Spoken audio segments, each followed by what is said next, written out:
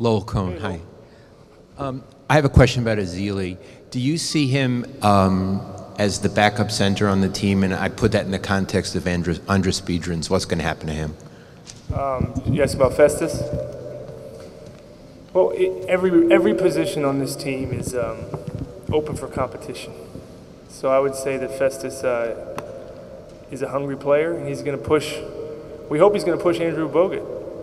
He's a great kid, and we think he's going to help us next year.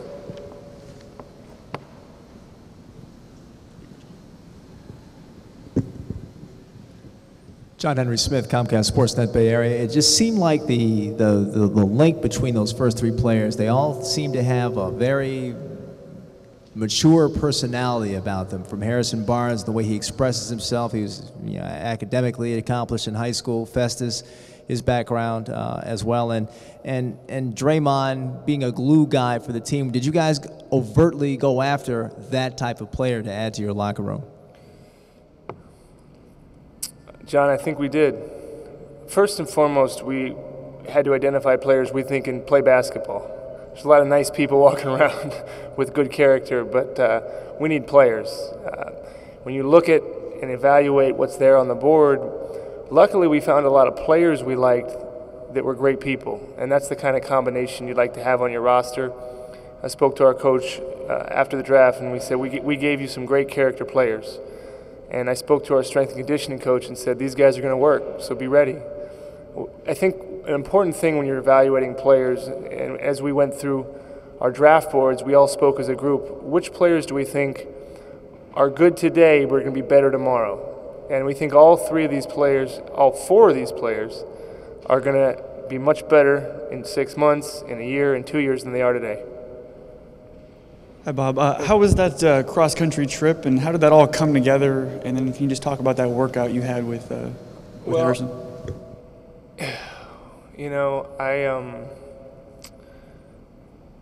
you cannot promise what's going to happen on a night like this. You can't control sometimes what happens ahead of you, Antonio, but you can control the work and the amount of time you put in to make the right decisions. So when presented with the opportunity to take a red-eye flight to New York City, to see a couple players that may be there when we pick, it's not something I was happy to do, but something that I felt as a Warriors fan was necessary. So getting on the plane and not sleeping for 48 hours, it was well worth the trip. Got a chance to see the player we ended up drafting in Harrison Barnes. And that's the type of thing you have to do in any job. You just got to go the extra mile. And thankfully we have an organization that has an owner that wants to be involved in something like that. So it was great. We're happy we did it. Bob, can I ask what kind of prompted that trip? Were you getting an inkling around that time that those two guys you might be looking at and you just wanted to get another look-see at, or get one look-see at, or what was the impetus behind it? It's a big decision, Matt, when you draft a player. It's the best way to build a team. I think in any sport is to draft and cultivate talent and grow it organically. So when you're faced with making a decision, especially a high pick with 7, you want as much information as you can, meaning plethora of background checks. You're talking to people that knew these players when they were in high school, when they were in AAU ball, when they were in college trainers, teammates.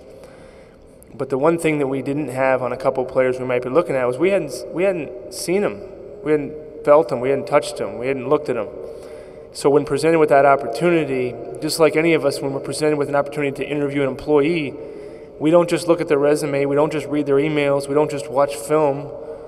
We don't do a satellite interview. You go meet that person. You look at who they are. You look them in the eye. And by having a chance to do that, you learn something about them. So if we could have brought Anthony Davis in here, we would have brought Anthony Davis in here. And the reason is because you're going to see these players again, right? In 3 or 4 years, there may be a free agent we're looking at. We may trade for a player that we interviewed. So it gives you an opportunity to just gather more and more information. And that was the impetus behind the trip. Hey, Bob. How are you? Good.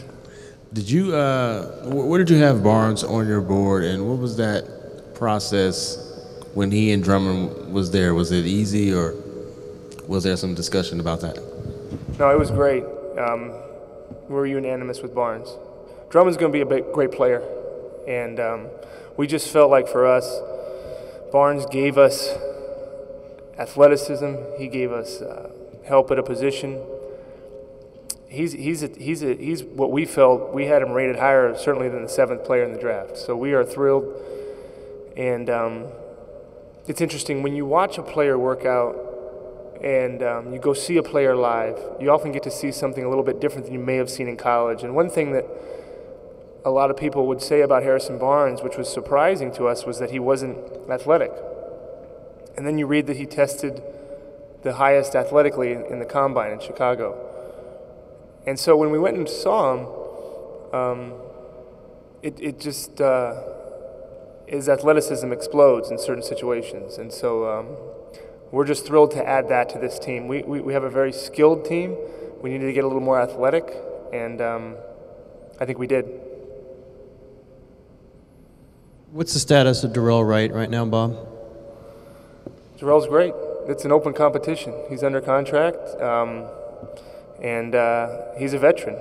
Darrell should approach next season as if it's his job, and that he's not gonna let a rookie walk in and take his spot, and that's fine. Would you foresee moving him in the next days or weeks? I think, Tim, that people would call a lot on our roster. They ask about our players. We always listen. We listen to anything, but I would say that Darrell was good for us last year. He was good for us the year before. He's great in the locker room with our players. And again, if we feel like Darrell's going to help us win games, we're going to keep him here. So we're happy with the roster, and we feel like we added a lot to it tonight. Did you feel like you were at any time close to making a move tonight? We were close quite a few times. We actually didn't really do anything, did we? It's surprising because I bet we had, over the last 2-3 days, 7 deals, potential deals. And then what you do is you try to cultivate deals to the point where you can say yes or no to them. And some of them got there, some of them we said no to, but nothing was presented to us that we felt like we had to jump on. Most of the things you're presented with, you don't end up doing. But we had some things on the table, some contingencies that we didn't like. So the result for us was a great one, and we're really happy. If we could have scripted a draft, and I know that sounds cliche, but we really feel like we really feel like we did a great job tonight. I mean, I think we, as a group, are very happy. A lot of talk about Waiters. Was Waiters at the top of the list, or was he parallel with Barnes? How did that work with those two? I think we had. If you look at the way, I think we respected him as a talent, and I think we think he'll be a good player. We think there's a lot of good players, but ultimately we are. We could not be happy with our selection, Tim. I think I don't know how else to say it. It's maybe I'm just a little tired, but we're thrilled. We are thrilled. Bob, did those first 6 picks pan out like you expected, or were those really curveballs at 2 and 4? I think we had what we thought would be an order of the first 7. We thought we had identified the first 7 players. And the first 7 players were chosen, at least the first 6 in front of us. And we were close. There was some surprises. But for us, it was just about having Barnes there at 7. And if asked, and I think I asked some of you when I met with you, if Barnes could be there, we'd be thrilled, and we are. Hey, Bob, real quick, Kuzmic, is he a guy you envision keeping over in Europe, or how do you see that playing out? We will initially.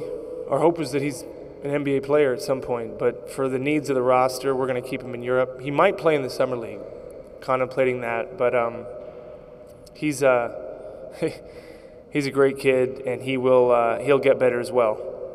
When he came and looked around our facility, he said, "So am I allowed to work out here whenever I want?" And you just love comments like that. Bob, on Ezeli, was that, I mean, you talk about scripted. Was that scripted out to say at the end of the first round, especially if you don't draft a big guy at 7, you wanted to get that one guy at that spot?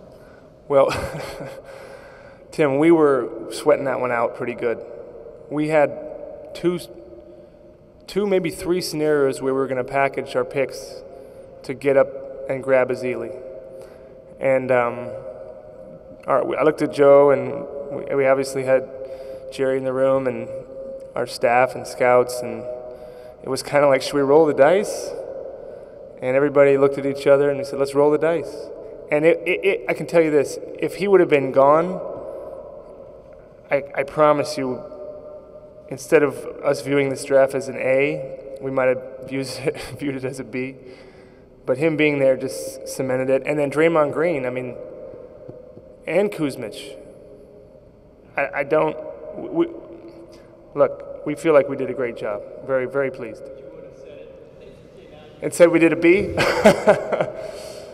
I would have said there was a couple players we targeted that we wish we would have been able to draft, but the truth is we love our group.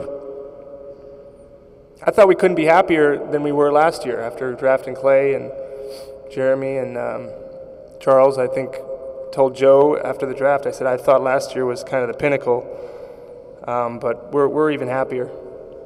Bob, when did you get a sense that Barnes might be there at 7?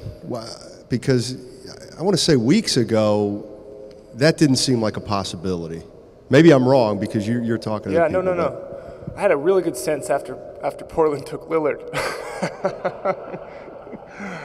You know what, Matt? I've been sitting. I was in the green room as an agent one year, and I called the team and I said, "So if my guy's there, are you taking him?" And they said, "Yeah, we're taking him." So I looked at my client and I said, "You're going here." That pick came. They called somebody else's name. So I can tell you, until you hear those words, until we heard Damian Lillard,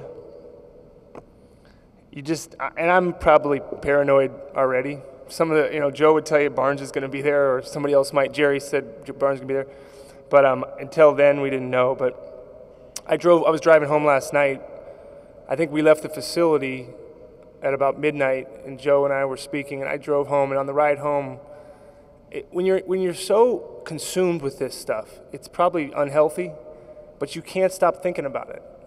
And maybe that's good. Maybe that's how you should be in any profession. But I could not stop thinking about it, and I called Joe, and it was 12:30, and of course he's thinking about the same thing. And I said, if Barnes could be there, how great would that be? And Joe said, I would be thrilled. But you almost don't want to let yourself believe that.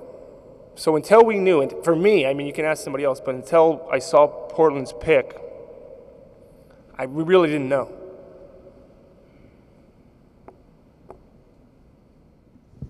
How high were you thinking about going for Ezeli? Where were you looking? Mid-20s? Were you? We had a couple deals. Well, we were looking to do some things with 30 and 35, and practically at low 20s, mid-20s, and it just worked out. Sometimes things work out. It easily could have not worked out. And you guys will meet these kids. Great kids. Great people.